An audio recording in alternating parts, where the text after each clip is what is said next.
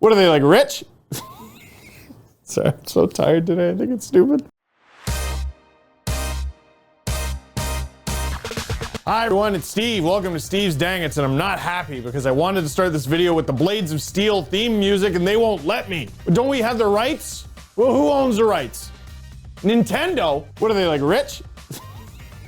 Sorry, I'm so tired today. I think it's stupid. Welcome to Steve's Dang It's. This is the last Dang It's of the regular season. Now the Dang It's get a little more high stakes. Actually, there's a few pretty high stakes ones in this one. So without further ado, let's look back through the week that was and some of the plays that made people say, dang it. First, we're gonna start with a goal that you never ever see twice. The first one is Zach Parise with a moonshot over Eric Comrie.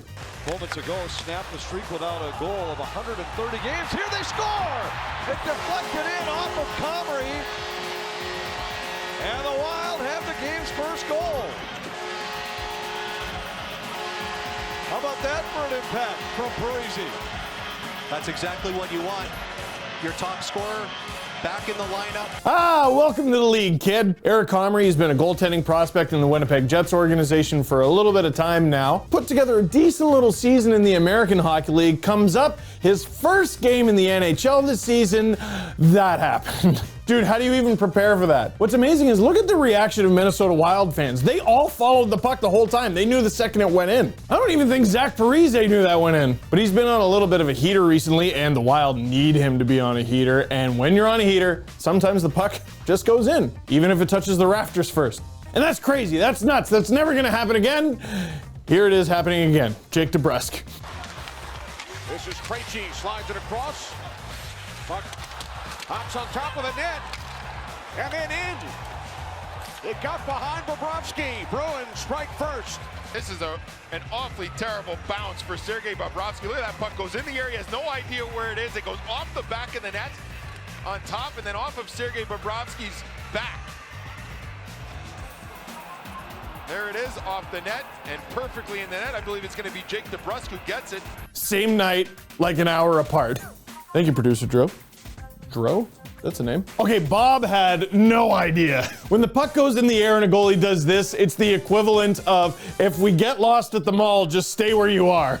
Just Jake DeBrusk, another guy who's been hot recently, the puck just goes in, man. It just finds a way. Unfortunately for the Columbus Blue Jackets, they can't afford that right now. They're still trying to just make the playoffs. So this is a huge dang it. This one might be even more strange than the Zach Parise one, because it takes a little hop off the top of the net. Bruins are swatting at it from behind the net. That would have been a high stick, obviously. It's often, is it above the crossbar? Well, here you see it actually above the crossbar. Luckily, that doesn't happen. It just bounces off the net and goes in. But how's this? For Zach Parise, that was the first goal of the game. In a 2-goal game for him that his team won. In fact, the shots were 7-2 against the Wild heading into that play. Changed the tide of the game. For Jake DeBrusk, again, about 2 minutes into the game, gets a wonky little bounce. It ends up being part of a 2-goal night in which the Boston Bruins get a big win. And for Columbus, that's a dang it, man. Gotta be like, do the hockey gods not want us to make it or what? Okay. Here's a dang it working out for the goalie. And this is a guy that we've beat up at times this season. Here's Cam Ward on the good side of a dang it. Robert Thomas, not so much. Oh, here comes Rob Thomas. He's coming in. He's smooth. Sorry, I just wanted to get that in. Puck is in the air. And here comes Thomas on a break. Can't get it by. Oh, it is in. It crossed over the line, or did it? Did we get a signal of a goal? No, the referee did not. It looked like, from my vantage point, Doc, I agree with you. I thought the puck eventually got over the line after the first chance. How? Just how? Cam Ward has no idea where the puck is. It's above his head. It drops exactly where it needed to drop. It drops anywhere else, it probably goes in.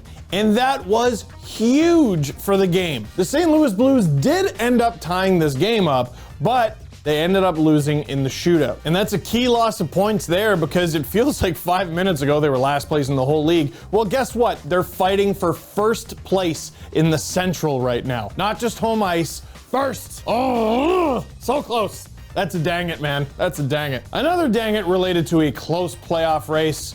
Okay, it's Montreal versus Tampa. Tampa's done very good this season, but the Habs have played them tight. If they keep playing them tight, if they play their game, if they do everything right, they're going to beat them. Here's Max Domi. Oh, dang it.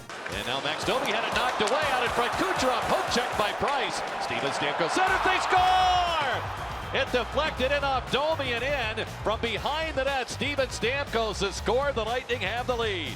Well, this is exactly what the Tampa Bay Lightning wanted to do. Take some of the wind out of the sails of Montreal. Montreal's on edge because of their playoff situation. And this is a fluky goal. Stamkos just trying to get the puck out in front. It goes off of Max Domi, who's situated in the right place. It was no looker even for Stamkos trying to find Kucherov. The poke check by Carey Price on Kucherov before that was a really good play, a heads-up play by Carey Price. Oh, it's like right at the beginning of the game. This is the second shot on goal. Is this a shot on goal? It's a goal. I know Carey Price is a good goalie and you got to come up with creative ways to beat him. Convincing his own team to kick the puck in, it's creative. But Montreal didn't let this ruin them, rattle them.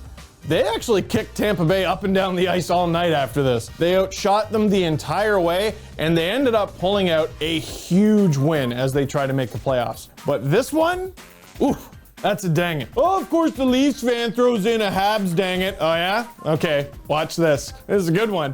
Here's John Tavares. Hot off a 4-goal game. Oh yeah, he's on a heater. Here he is in the shootout. You're going down, right? No. 5 game-deciding goals coming off a 4-goal night, and he lost the puck. And that's it. They got behind him. They won't even get a chance for a shot. I've seen this happen before, and this is embarrassing. I mean, the puck just explodes off the stick, ends up in the corner. That didn't work out, did it? John Tavares reminding all of us that hockey is hard. He's in the shootout. You're not allowed to go backwards. He just duffed it. That is a dang it. That is a true dang it. It ends up on all the highlight reels for all the wrong reasons. It was a tight shootout that went extra rounds, and the Flyers scored immediately after because, of course, that's how it works. You do something humiliating, and then the other team comes back the other way and wins it. It does make me feel slightly better about my own hockey abilities that even John Tavares does that, but oh John, that's a dang it. For our next one, yes, hockey is hard, but also names. I'm amazed at how often this happens. All right, Anaheim Ducks taking on the Edmonton Oilers. It's a big rematch of the 2015 playoffs that feel like 20 years ago. Early in the game, the Oilers point out, there's a guy on the Ducks bench who's not on the lineup card. I think we may have an issue with the lineup. Jake Dotchin, number 21, is ineligible. He's on the bench, but he's not on the lineup sheet. They had him as a scratch. Right, so Jake Dotchin will not be able to play, and the Anaheim Ducks will be forced to go without a full slate of players. He was recalled on Thursday. Did not dress in that game against Calgary last night, a 6-1 loss. Sorry, I shouldn't laugh at this, but you can see Jake Dotchin. Yeah, that's exactly what he said. You've got to be kidding me.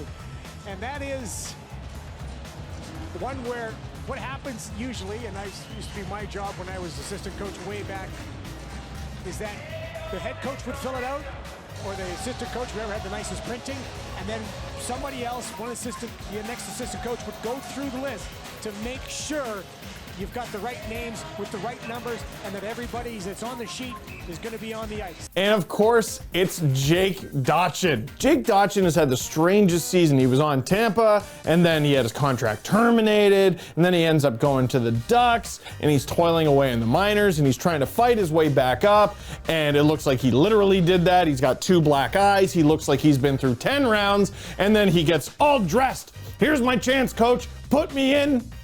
And he can't even play. Bob Murray fired Randy Carlyle earlier this season. Can you imagine how the internet would have reacted if Randy Carlyle did that? Turns out being a coach is hard. Writing down names. I'm amazed how often this happens. It seems to happen at least once a season. That is a dang it. An even bigger dang it losing to the team that did that 5-1, which the Edmonton Oilers did that night. And hey, you know what? I don't know if you saw it on Twitter. Milan Lucic wasn't feeling the love from Sportsnet, from at very least Sportsnet stats. So Sportsnet posted this tweet talking about Lucic after he scored a goal, by the way. Good for him. His first goal in 17 road games. He didn't like that Sportsnet pointed out that, fact, basically calling out Sportsnet with this tweet, saying that his 500th point on Saturday was not acknowledged. And you're right, it should go acknowledged. You're absolutely right. I will right that wrong right now. Congrats to Milan Lucic on his 500th career NHL point, on an assist on a Sam Gagner goal that made the game 5-1. But Milan Lucic is one of the toughest guys in the league, and maybe the toughest currently, Ryan Reeves. And that's what he's known for, right? Just, that's what a punch looks like. So imagine my surprise when he deked out Donskoy and made him hit his own teammate. Here it is, our final dang it. Get used to it. Here's the hit I'm talking about. Donskoy looking for Reeves and ends up hitting Couture right there at center ice. Way through neutral ice, and here's Donskoy going for the hit. Reeves dances out of the way, and he collides with Couture. Ooh! Ooh! Did you know Ryan Reeves can do that? It turns out NHL players, regardless of their role, have skill. Geez, the last time I saw a player do this was Pavel Datsyuk.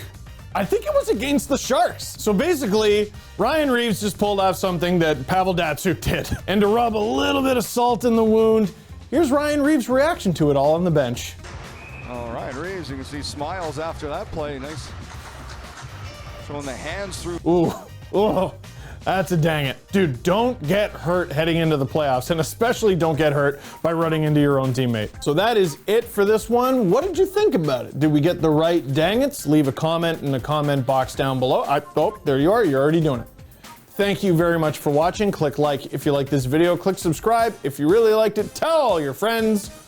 And if you come for SN Stats, you best not miss.